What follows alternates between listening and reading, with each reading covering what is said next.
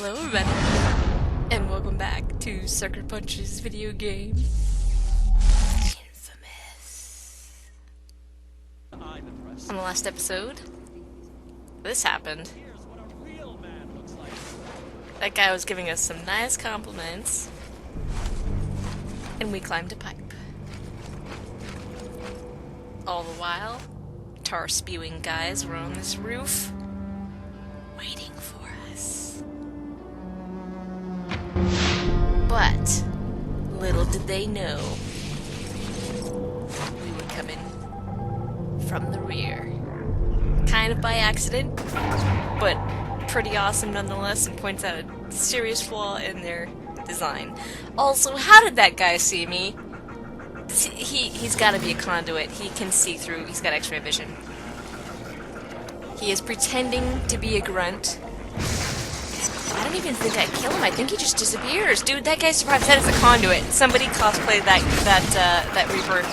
He is definitely a conduit in disguise. So let's go ahead and knock these guys out. For some reason, they're guarding this thing.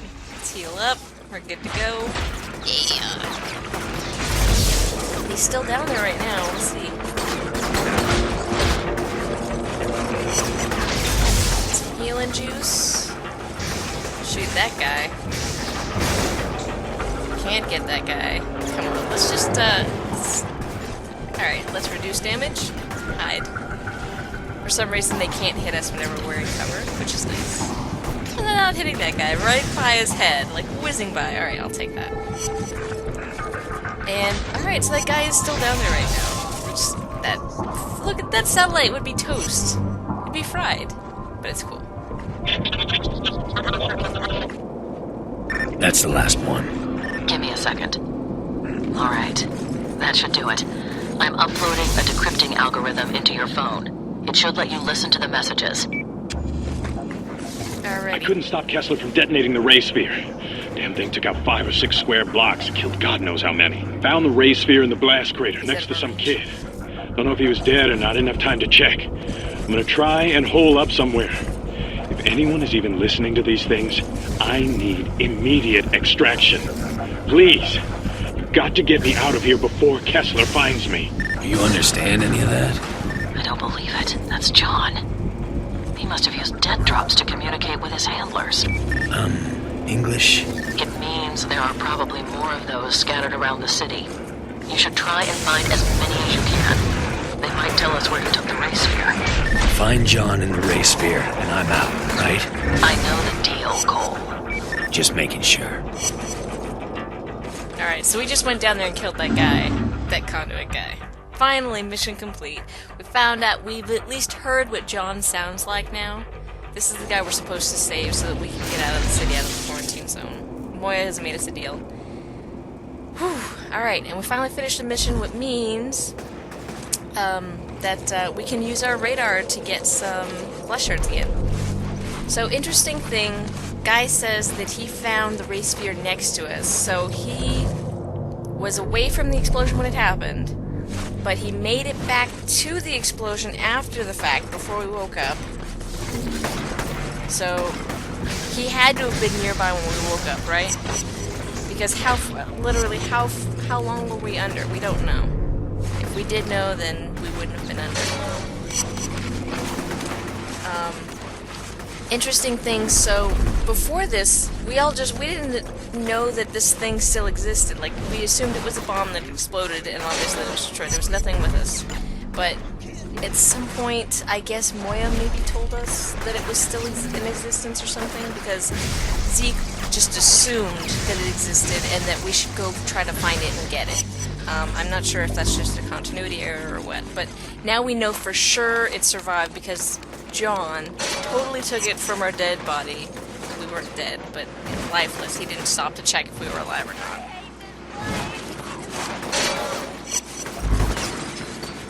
And so now we know it does exist. It did survive the blast. And we're getting some more information and backstory on what the heck happened. And what's happening now because of it. I don't know what's up with this pipe here. I always get glitched right there. You can see our eyes there for a second. So end up having to slide down because every time you go up the pipe, you get kind of glitched or you can't jump off of it. So you just go slide down a little bit. Alright, he's done. Anybody else? Don't want to get shot at while we're getting a dead drop. There we go.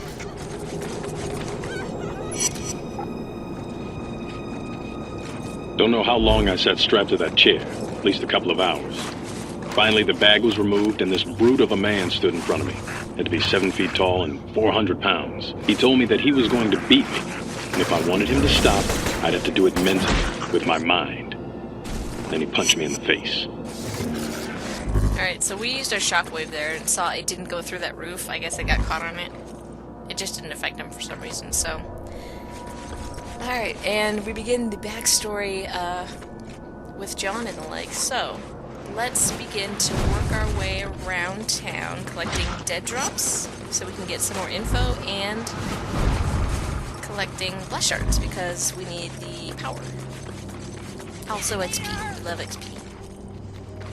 We're not cat haters. Don't assume that I hate cats just because I have electrical abilities. I can talk. That Reaper just walking around up on that roof.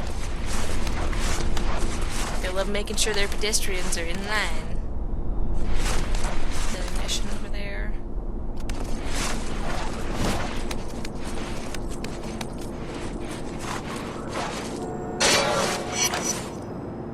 Alright, we're finally down to 5 more for a new battery core. And you might have saw when we used our radar too that the enemies glow red, which is pretty neat. However, the pedestrians don't glow at all. You would assume that they all have electricity for their bodies, they all glow, at least one color or another. But for some reason, only enemies light up when you use your radar. Took me long enough. So one of the things I wanted to talk about was the game mechanics. So this game, when it was first released, a lot of the game reviewers said that it was basically a parkour FPS, right? So you run around, you do stuff, you have the ability to melee, but they all pointed out, oh, you're supposed to be using this electricity to shoot people. I don't think, based on the decisions the developers made with this game, it doesn't feel like that. It does not feel, well, obviously it's a third-person shooter. I don't know why I call it FPS. Sorry, TPS. But it doesn't feel like that was an... Alright, so here's some of the things that the developers did. Obviously, they gave us an effective range for our blast, so we can't shoot people outside of our range. That means that they're encouraging you to actually use your parkour to get closer. So... And if you're at that point where you're using it to get closer, you have to use cover to get closer so you don't die along the way. And if you're going to be using cover, you might as well just go up and just punch them, or use shockwave to knock them off a building or whatever to get the upper hand. Or even some other abilities. Again, abilities we haven't unlocked yet, but things I use a lot. And which kill them a lot faster than shooting them. It feels like... Obviously, they did give us headshots, and that's a one-hit kill, no matter what. I think even for super powerful enemies, not for bosses, but even for super powerful enemies, it is a one-hit kill. We might correct ourselves later if that's the case. Let's listen to this real quick. Released from the infirmary. Initial assignment is installing and configuring satellite dishes across Empire City. When I asked what they planned on doing with the dishes, I was told to mind my own business. Because the dishes are relatively isolated and secure, I use them for my dead drops. Alright, so everybody knows that when it comes to shooters, a mouse is just a lot easier to get fine control over. You can see I overshoot with the controller all the time, and I am just barely touching the controller. I don't know if I need to... I mean, I don't want to turn the sensitivity down because I need to be able to flip the screen around as fast as possible, which is why I usually turn the sensitivity up as much as possible. But that makes it extremely hard to be accurate when shooting, when, you know, using the shooter mechanic. So, also, they put various obstacles in the way. There's almost always obstacles in the way, and because of the cover mechanic, which some enemies use, not all of them, especially these guys on the roof, it does make it hard for this to be a shooter. That's why I don't feel like, even though the reviewers were calling it a shooter, I don't think that in the end that was really what the developers were going for, and the game just isn't. Well, it's really close. We almost touched that mission objective, and it automatically starts it if you do that. So, I think that's it for... Are we at the end of this episode? Let's see. We have enough XP? Oh, we're so close. We're 300 away. Well, in the next episode, we will start this mission.